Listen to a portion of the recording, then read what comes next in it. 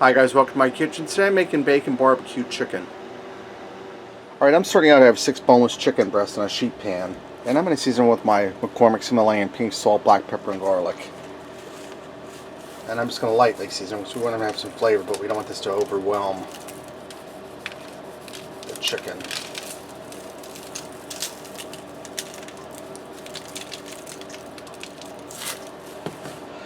And I'm going to wrap these in bacon. I'll do one on camera and then I'll do the rest off of camera.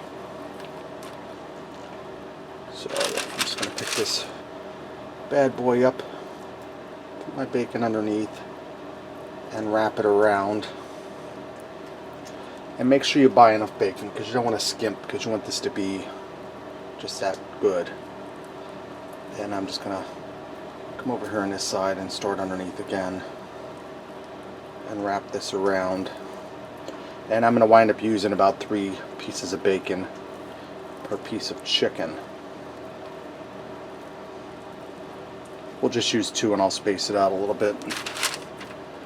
I'm going to go ahead and I'm going to wrap the rest of my chicken up. After I get it wrapped, I'm going to put it in a 400-degree oven uncovered for about 30 minutes to cook that chicken and bacon through.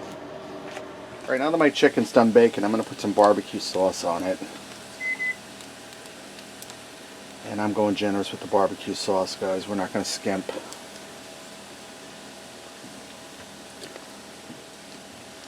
And I'm just going to take a brush and even that out on the chicken.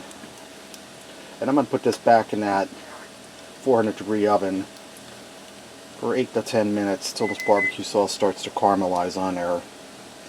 Alright, my chicken's done. It only took 5 minutes. Let's go ahead and fix up a plate and see what we got. I also went ahead and made some fried noodles and some peas and carrots to go with this. Let me get into this chicken here, guys. See, the chicken's cooked through. Take a little piece off. It's really delicious. The chicken's moist, tender. The bacon has that good classic delicious bacon flavor. You get that barbecue sauce and the seasoning I put on chicken. Really easy, really delicious. Bacon barbecue chicken. Thanks for watching and supporting me. And remember, love what you eat and eat what you love.